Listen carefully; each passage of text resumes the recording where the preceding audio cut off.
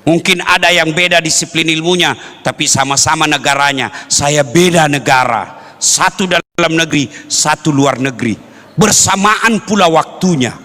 Tidak masuk di akal itu. Sampai saya difitnah waktu itu, Ustadz tidak kuliah. Saya tidak bantah, langsung saya kasih lihat ijazahku. Ini ijazah saya.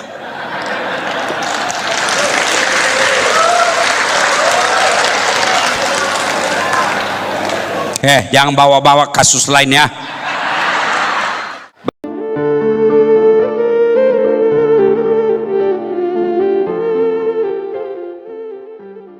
Bapak Ibu, saudara-saudara sekalian, teristimewa para ulama yang kami muliakan, bapak-bapak pejabat sipil militer TNI Polri, dan terkhusus yang mewakili Rektor Undiksa, Bapak Wakil Rektor 3, Prof, Bapak ini hebat, bisa mewakili Rektor. Rektor tidak bisa mewakili Bapak. Masya Allah.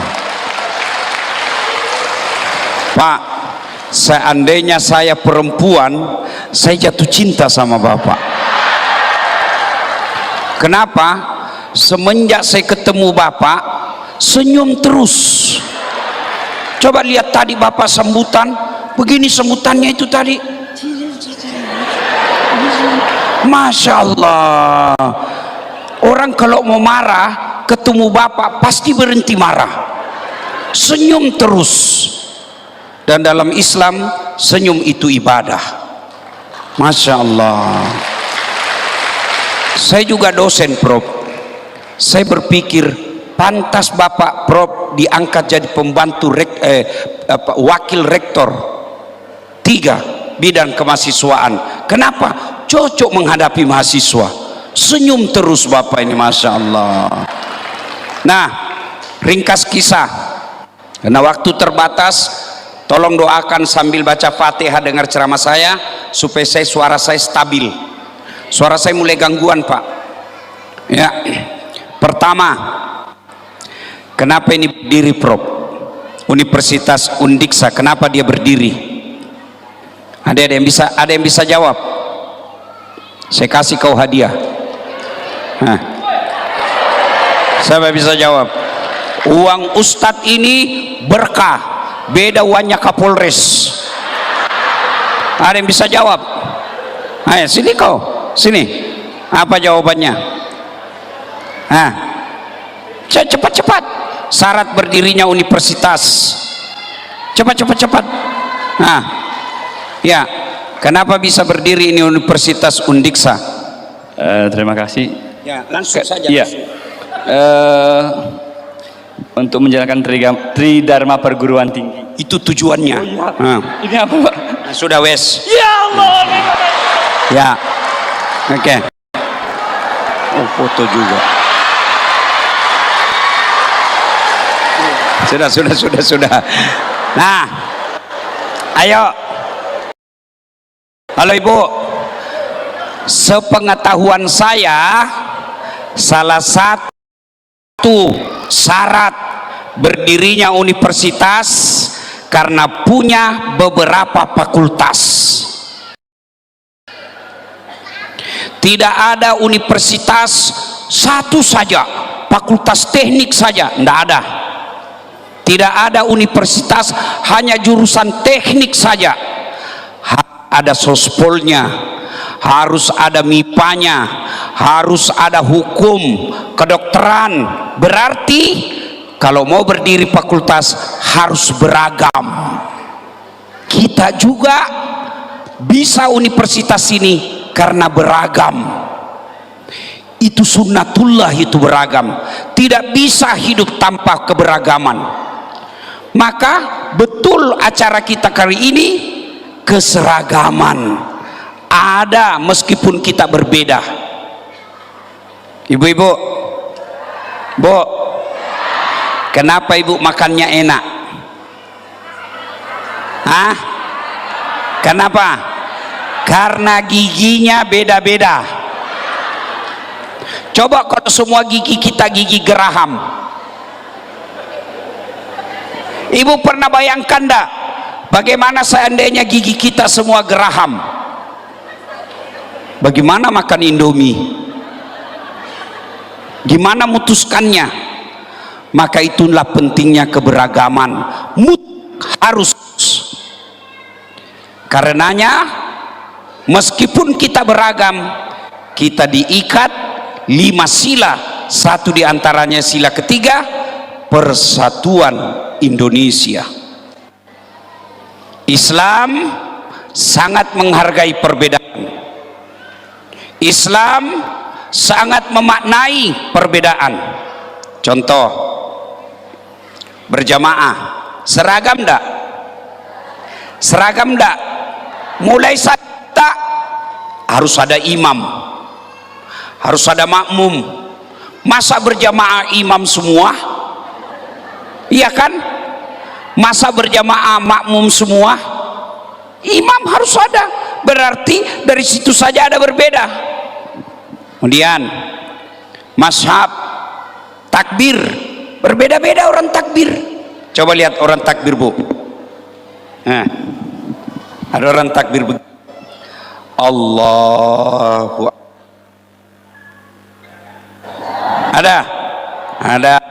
Ada juga yang begini. Allahu Akbar. Ada juga yang Allahu Akbar.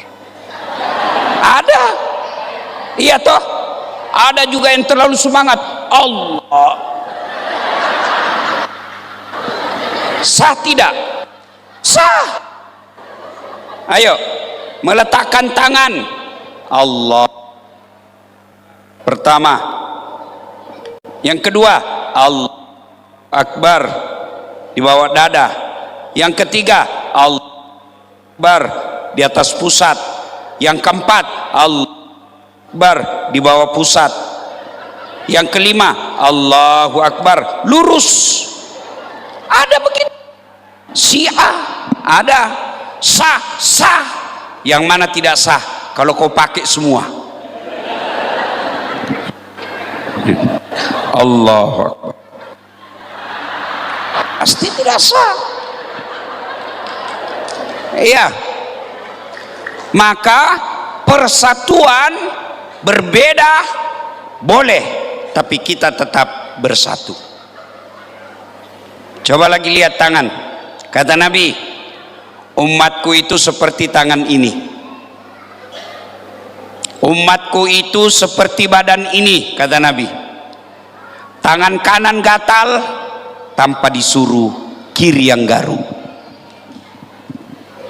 Tangan kiri yang gatal tanpa diperintah kanan yang garuk.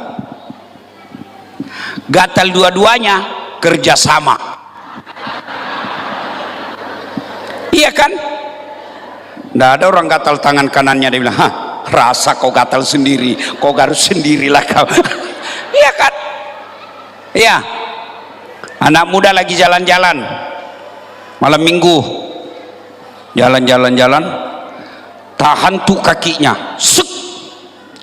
Kaki tahan tuh, seluruh badan ikut merasakan.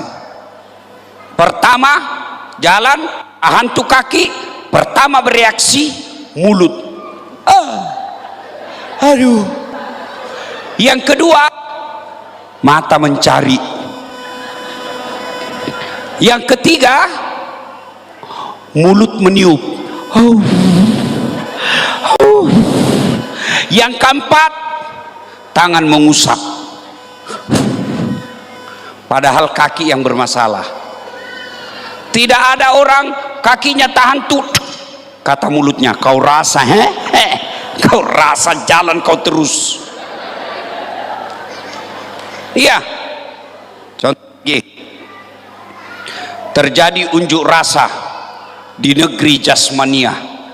Kenapa? Terjadi sakwa sangka, prasangka buruk. Badan ini kebetulan bersangka buruk. Kata mulut, setengah mati saya suap. Kenapa perut kenyang? Kata tangan, betul mulut, setengah mati kan nasi. Kenapa perut kenyang? Padahal dia tidak kerja. Kata kaki, sampean betul. Setengah mati saya jalan cari makan, kenapa perut yang kenyang? Akhirnya rapat darurat. Saudara-saudara sekalian, ada ketidakadilan. Setengah mati kita bekerja, kenapa perut yang kenyang padahal perut tidak bekerja? Jadi jalan keluarnya apa? Saudara-saudara sekalian, mulai hari ini mogok makan. Setuju? Setuju. Hari pertama, tangan tidak mau menyuap, mulut tidak mau mengunyah, mata tidak mau mencari, kaki tidak mau melangkah. Hari pertama masih tahan. Hari kedua mulai loyo. Hari ketiga akhirnya rapat darurat lagi. Saudara-saudara sekalian, kata mulut, betul saya mengunyah, betul saya kata tangan, betul saya menyuap, kata kaki, betul saya melangkah, kata mata, betul saya mencari, betul perut kenyang, tapi dia tidak kenyang sendiri, dia kenyang sesaat, lalu setelah itu dia bantu kita, dia salurkan seluruh makanan itu ke seluruh tubuh sehingga kita bisa bekerja. Mulai hari ini mogok berhenti. Kenapa? Merugikan diri sendiri. Itu di kampus. Jangan sedikit-sedikit demo, sedikit-sedikit unjuk rasa. Kalau demo unjuk rasa, siapa yang rugi? Kita sendiri universitas ini. Maka yang baik bukan tapi datangi pembantu rektor, datangi rektor, sampaikan aspirasi dengan baik, baru kita musyawarahkan.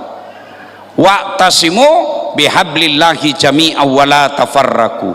Berpegang teguhlah engkau kepada tali persaudaraan agama Allah dan janganlah engkau bercerai-berai.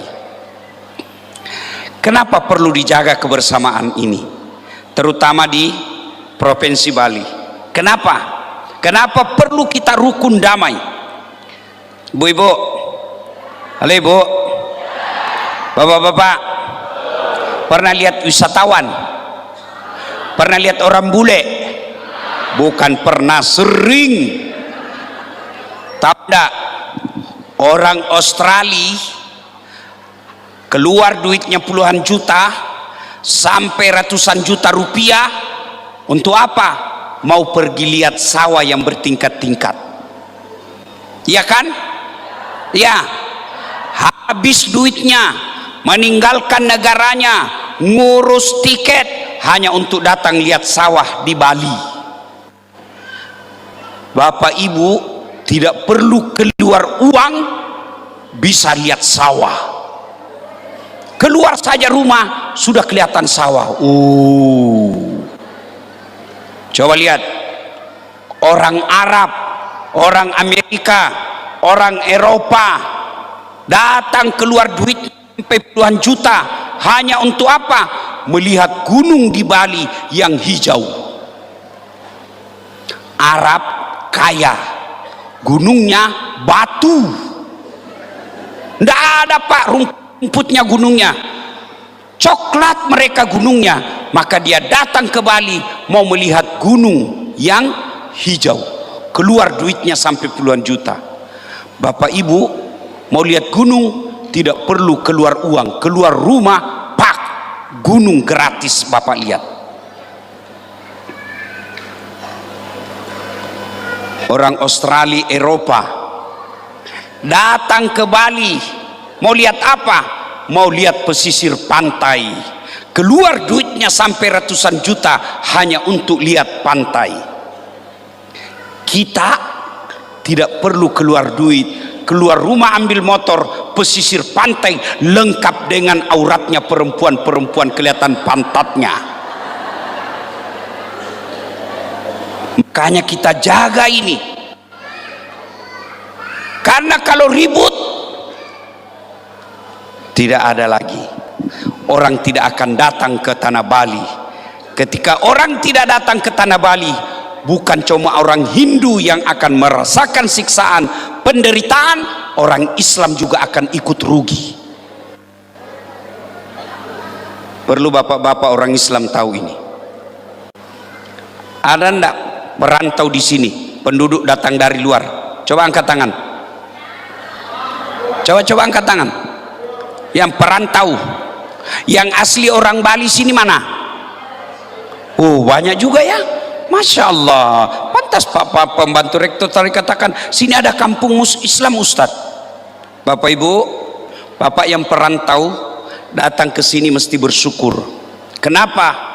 Meskipun berbeda agama dengan orang asli tempatan, bapak diterima dengan tenang, bahkan boleh cari nafkah, tidak pernah diganggu.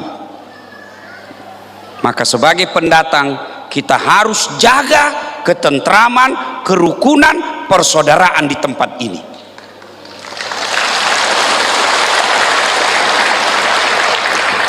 Ibu-ibu, tahu ndak dari mana itu Islam? Dari mana asalnya? Negara Arab. Tapi coba lihat negara Arab sekarang. Syam yang disebut dalam Quran, Syria sekarang, coba lihat kasihan. Gaza, lihat sekarang. Kita di sini bisa dakwah, bisa tabligh akbar di tengah-tengah perkampungan non muslim karena kita damai.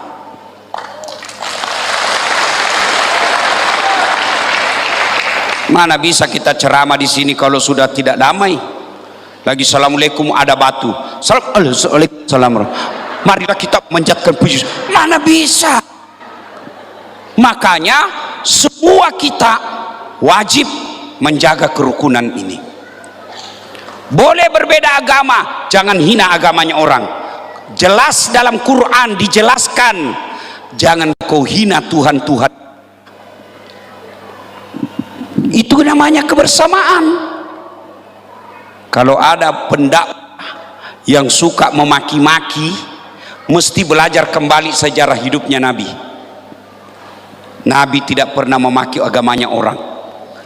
Nabi tidak pernah menyerang agamanya orang. Nabi nanti perang ketika agamanya diserang. Sama pribadinya Nabi diserang, Nabi senyum saja. Makanya Dek, tunjukkan kita sebagai muslim di universitas ini, muslim yang rahmatan lil alamin, rahmat bagi seluruh alam.